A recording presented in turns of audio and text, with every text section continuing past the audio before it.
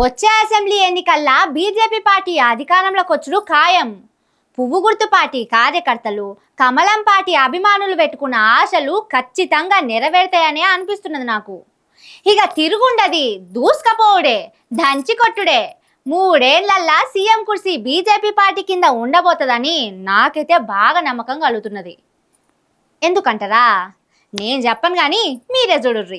BJP లీడర్ల నడుమ పచ్చిగడ్డి కాదు, పచ్చి మంచినీళ్లు పోసిన భగభగ మండేటట్టు అవుతున్నది వర్గ పోరాటం. ఇట్లయితే కార్యకర్తలు కలలు కన్నట్టు తెలంగాణలో బీజేపీ సర్కారు తొందరగానే వచ్చేటట్టు కొడుతున్నది. మొన్న కేంద్ర మంత్రి బండి సంజయ్ నాకు హుజూరాబాద్ తక్కువ ఓట్లు వచ్చినాయి, నన్ను ఓడగొట్టాలే అని పనిచేసిన వాళ్లకు స్థానిక సంస్థల టికెట్లు ఎట్లా ఇస్తామని మాట్లాడిండు కదా. దానికి Huzurabad BJP party convener Gautam Reddy రాజీనామా కూడా చేసిండు. అంతటితో ఆగకుండా కరీంనగర్ బీజేపీ పార్టీ ఈటల వర్గం అంతా తన ఇంటికి వచ్చిండ్రు. మా సంగతేందో చెప్పు, బీజేపీ పార్టీలో ఉందామా వదిలేసి పోదామా అని అడిగేటందుకు షామీర్పేటలో ఉన్న ఈటల ఇంటికి చేరిందట. అక్కడ అందరు కూర్చొని చిన్నపాటి సభ తీరుగా మాట్లాడుకున్నారు. దాంట్లో ఈటల రాజేందర్ బీజేపీ పార్టీ లీడర్లు బిత్తరపోయేటట్టు మాట్లాడిండు. వాడు సైకోనా, సాడిస్టా, వాడు మనిషా, పశువా, వాడు ఏ పార్టీలో ఉన్నాడు, వాడు ఎవరి అండతో ఆ ధైర్యం చేస్తున్నాడు, వాడిని ఎంచుకోవాలి. కానీ బీ కేర్ఫుల్ కొడుక, బీ కేర్ఫుల్. మేము శత్రువుతో కొట్లాడతాం కానీ కడుపుల కత్తులు పెట్టుకొని కావలించుకునే సంస్కృతి మా రక్తం లేదు కొడుక, నా రక్తం లేదు. ఎవలను అన్నాడు కావచ్చు నా కొడక అని. కడుపుల కత్తులు పెట్టుకొని కావలించుకునేది ఎవరు కావచ్చు, ఎవలకు తాకాలనో వాళ్ళకు తాకితే చాలన్నట్టు ఇండైరెక్ట్ గా మాట్లాడుతున్నాడు. వాళ్ళెవలో తెలియదు గాని గట్టిగానే అరుచుకున్నాడు.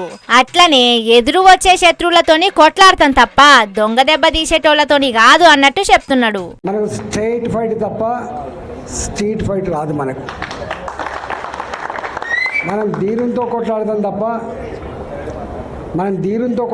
తప్ప కుట్రదాలతో కొట్లాడటోళ్ళం కాదు. మనం ఈ కుట్రలని, ఈ కుతంత్రాలని మీదికొక మాట లోపలికొక మాట మాట్లాడటం మీరు అంటున్నారు. వాళ్ళ సంగతి తేల్చాల్సిన శక్తి, సత్తా, దాన్ని ఛేదించేటువంటి కర్తవ్యం ప్రజలకు మాత్రమే ఉంటుంది తప్ప మన చిన్నవాళ్ళం. తన వర్గం క్యాడర్ను ఎట్లా కాపాడుకోవాలనో, వాళ్లకు ఎసొంటి మాటలు చెప్తే ధైర్యంగా ఉంటారో అవన్నీ రంగరిచ్చి పోస్తున్నాడు. ఎవలకు ఏం భయం లేదు. ఎంత తోడు అడ్డం పడ్డా ఏం చేసినా రేపు హుజూరాబాద్ లో ఏం జరుగుతుందో చెప్పే వరకు కార్యకర్తల సంబరం కాదు పోన్రి. మీరెట్లయితే భరించలేక ఇక్కడికి వచ్చిండ్రో మీ అంతరాత్మని అర్థం చేసుకున్నా. నేను మళ్ళీ చెప్తున్నా మీకు, హుజూరాబాద్ గడ్డ మీద రేపు ప్రతి ఊర్లో మన వార్డు మెంబర్ ఉంటాడు. హుజూరాబాద్ గడ్డ మీద నా సర్పంచ్ ఉంటాడు. ఇన్నరా హుజూరాబాద్ గడ్డ మీద మన సర్పంచ్ ఉంటాడు, మన వార్డు మెంబరు ఉంటాడు అని అంటున్నాడు. అంటే బీజేపీ పార్టీలా తన వర్గం క్యాడరు ఉంటది అంటున్నాడా, లేకుంటే కొత్త పార్టీ పెట్టబోతున్నావు అన్నట్టు చెప్తున్నాడా అనేది కొన్ని రోజులైతే తెలుస్తుంది. ఇక ఎంపీ ఓట్లల్లో నన్ను ఓడగొట్టాలనే కుట్రలు జరిగినాయని బండి సంజయ్ అన్నదానికి నాకు ఎన్ని ఓట్లు వచ్చినాయో గన్ని ఓట్లు సమానంగా వేయించిన చరిత్ర తప్ప ఎమ్మెల్యేకు ఎక్కువ ఓట్లు, ఎంపీకి తక్కువ ఓట్ల చేతి లేదు. ఇప్పటికీ ఆయన అంతరాత్మ తెలుస్తుంది మా వీరరావు గారికి. 2 కలిసే వచ్చేది. ఒకవేళ ఓడగొట్టాలని చూస్తే ఎమ్మెల్యేకు వచ్చిన ఓట్ల కంటే తక్కువ రావాలి కదా, మరి సమానంగా ఎందుకు వచ్చినాయి అన్నట్టు చెప్తున్నాడు. సంఘ పరివార్, ఆర్ఎస్ఎస్, హిందూ భావజాలం మాకున్నది. మేము అసలైన కట్టర్ బీజేపీ పార్టీలో అనేటోళ్లకు చురుకులు తాకేటట్టు ఏమన్నాడో ఈనుర్రి. అసలు మీరు ఎవరు? అసలు నీ శక్తి ఏంది, నీ యుక్తి ఏంది, నీ చరిత్ర ఏంది, మా చరిత్ర ఏందిరా? 2002లో వచ్చిన నా జిల్లాకి, 2002లో వచ్చిన జిల్లాకి 2 సార్లు నేను జిల్లా పార్టీ అధ్యక్షుడిగా పనిచేసిన, నేను 2 సార్లు జిల్లా మంత్రిగా పనిచేసిన. నేను నా అడుగు పడని గ్రామాలు లేవు కరీంనగర్ జిల్లాలో. ఉమ్మడి కరీంనగర్ జిల్లాలో నా అడుగులు పడని గ్రామాలు లేవు.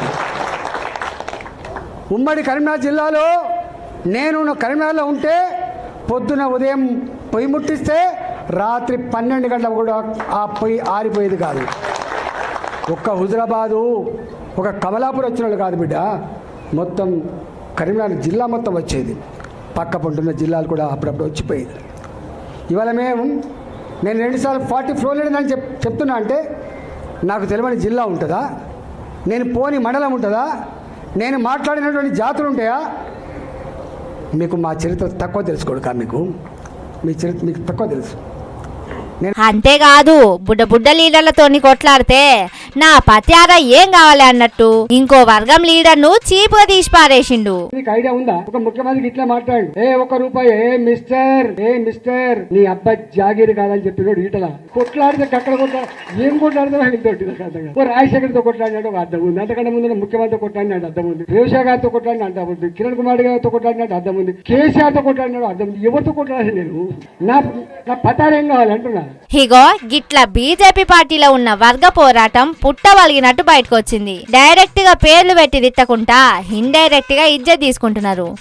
వాళ్ళు తీసుకుంటే పర్వాలేదు గాని తెలంగాణ బీజేపీ పార్టీ గిట్లైందేంది అని కార్యకర్తలు అనుకునేటట్టు చేస్తున్నారు. ఇక మీకు అర్థమైతలేదా? వచ్చే ఎన్నికల్లో బీజేపీ పార్టీ అధికారంలోకి వస్తుందని వచ్చేటట్టే కొడుతున్నది కదా.